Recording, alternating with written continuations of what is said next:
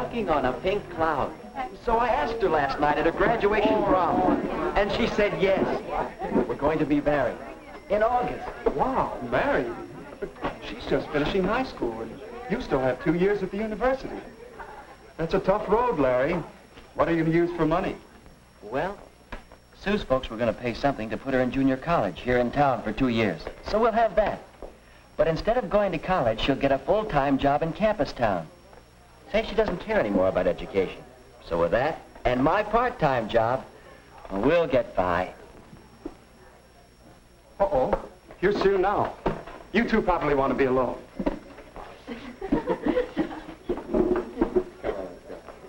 Sue, honey. Oh, Larry. Well, what's the matter? It's the folks' sake. We had a terrible scene. I couldn't sleep a wink. They don't approve. They say I'm too young. They want me to finish 2 more years of schooling before I even get engaged. Oh, Larry. Oh, buck up, sweetheart. They can't stop me. Relax. And act normal till after your graduation next week. Then I can borrow Phil's car. Down to Greenville. There's a justice of the peace down there. We'll elope, honey. But, Larry, I wanted a church wedding. And all the parties and showers for me, too, and my folks. That would break Mom's heart. Well, we're the ones that are getting married, not your folks. I don't know, Larry. I read somewhere that a marriage without parents' approval has 2 strikes on it from the start. But if eloping's the only way... No, maybe it isn't. Maybe you could convince your folks that you should get married. But how, Larry? How? Say, I'll bet we could get some advice from the marriage counselor over at the church. His name is Hall. Phil told me about him. He teaches a course in marriage and family living at the college. Do you think he could help me with my folks? Well, it's worth a try, isn't it?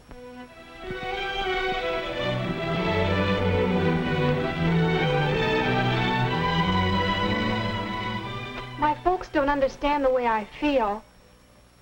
So that's the story, Mr. Hall. Do you think you can help us get married? Why, I'm in favor of marriage. In fact, I spend a good deal of my time helping people to get ready for marriage. Now, let's see. You've known each other for... 3 months, 1 week, 2 days, and 17 hours. And you're 18, Sue? And 19, Larry? Have either of you ever been in love before? Well, but not like this. This is the real thing. Yes. I had a chum in college who had the real thing with 8 successive girls. Oh. Oh, it's all right if you have it, fine. It's a very important factor in building a happy marriage. But tell me, how do you know it's real love, the kind you can get married on? Why, ever since I first met Larry, I haven't wanted to date anyone else. The whole 3 months now. And besides, I haven't even had 1 quarrel with him. No quarrels? Why not? No differences of opinion? Or no opinions? What do you talk about on your dates? Oh, movies and popular songs. Orchestras, dancing. And Larry's chosen profession, engineering? no, I don't understand any of it. I don't like to hear about it. Why, Sue, honey, I didn't know you felt that way. Well, it seems you two may have some things to talk over and settle. Might well ask yourself some questions before you get too serious about marriage. Well, what do you mean? What sort of questions? Well, questions for Cupid. You might say he should ask them before he fires those arrows. We call this Cupid's checklist. First, do you have similar backgrounds, similar bases for your ideals and standards? Second, are you real friends, comrades, pals through thick and thin? And third, do you both understand marriage? Oh, not the kind in most movies or in most popular songs, but the real everyday kind of marriage, between real people. Do you understand it? Well, golly, Mr. Hall, I don't know the answers to all those questions. I just know that I'm in love with Sue. Is that bad? No, that's good. Sure. And it's good when you recognize that you don't know the answers. It's a good sign. I don't know. I think we're friends. And maybe we can understand marriage, but backgrounds, how do they affect getting married? Well, come over here a minute. Perhaps I can show you what I mean. What's that? I call it a marriage development board. It represents the psychological distance between a husband and a wife from the time they are born until they die. But what does it all mean? Well, let's set it up for you and Sue. When you are born, you inherit a great many differences from your parents. That's part of your background. That makes sense, all right. Now, as you grow up, you each develop separate and unique personalities. Your mental growth, your emotional outlook, your standards and ideals. Larry, your distinctly masculine outlook on life, and Sue, your feminine way of looking at things, your capacities to love and be loved. In these and many other ways, you each acquire a background, so that when you first met, you were probably farther apart, probably more distinct individuals than when you were born. But I don't want to marry a girl like me. I want to marry a man like him. So even though we're close together here, we don't know how far apart we are there. That's right. When you two met, there was probably an early physical reaction, a romantic attraction that pulled you together, a love appeal that hit you sort of boing. How did you know? Well, it happened to me. It happens in some degree to most couples who become happily married. But it takes more than this boing. For you see, if you're too far apart psychologically, if your backgrounds are not similar enough, it can cause a great deal of argument and unhappiness until... It's gone. Where'd it go? That's what you'll be saying about your romantic love if these other things cause a breakup. No, sir. This is forever with Larry and me. Fine, I hope so. But don't you think it's wise to take time to find out how much strain these differences might put on your romantic love? But there isn't any time. Larry's going away in a couple of months. Yes. Did you two ever see these figures on length of engagement and how it relates to chances for happiness in marriage? No. Two separate studies showed the chance for happiness improves with a longer engagement period. It's fair for 6 months, better for a year or 2 years. Is that because there's a better chance to find out some of these differences and become real friends? Yes, a chance to find out if your relationship will wear well. Yes, but can't we settle these differences after we're married? And if you aren't successful, before you become too deeply involved, find out if the distance might turn out to be too great. Here's another angle that should interest you both. How age when married affects the chance for happiness. You can see that the chances are better after the man reaches 21 or so.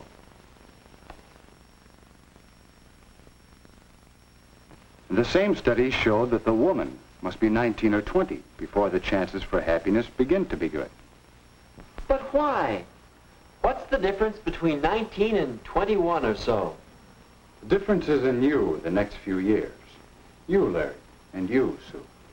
Young people seem to change and mature in these years from 18 to 21 or even later. So that a person you might marry at 18 or so will seem like quite a different person to you a few years later. Gee, hon, doesn't take an engineer to see that we're on the bad part of the curve of these graphs. All of them. Yeah. I see our chances aren't so good now. What are we going to do? I thought you were going to help us get married.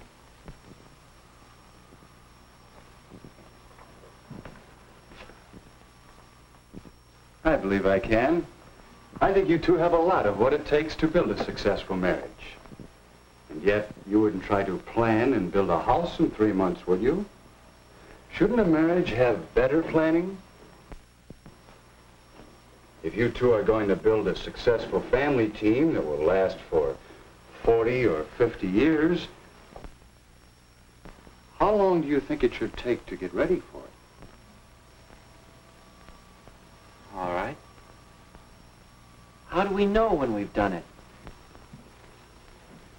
When the two of you are ready for marriage, you'll sense a new feeling between you.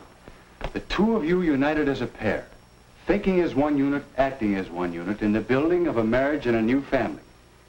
Your sense of pairedness shows up in the way in which you consider what's best for the pair of you over what you want individually for yourself. Think how often you speak of things from my point of view instead of ours.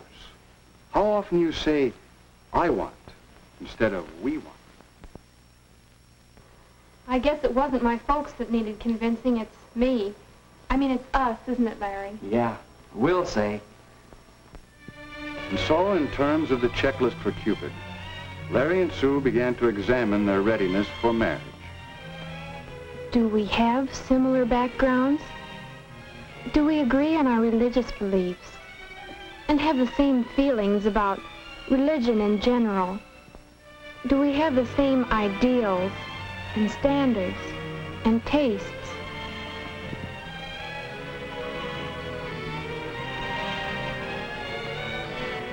Do we enjoy the same friends? Do we share the same interests? And what about Sue and me? Are we real friends? Do we have a real happiness in being together? Talking? Or just doing nothing together? Does each of us really want to make the other one happy?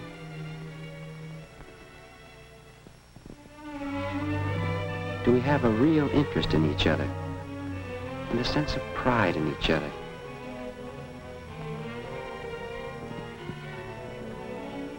Do we know each other's peculiarities?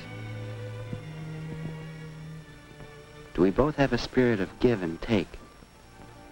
Can we quarrel and come out of it with something better than before?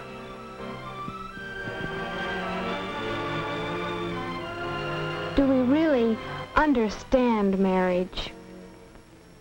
Do we understand the social aspects of marriage?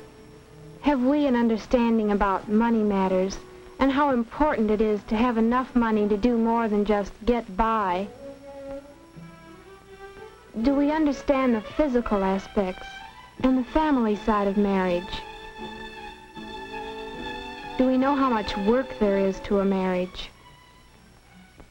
And overall, do we have a feeling of paired unity? Those questions were helping us to find out just how strong our relationship was and helping us to strengthen it.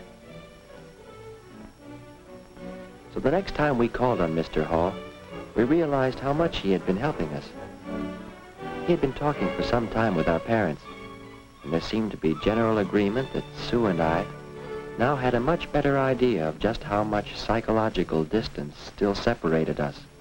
If you want to, Sue, your mother and I, we can make arrangements for you to begin school at State U this fall with Larry instead of at the junior college. If we want to.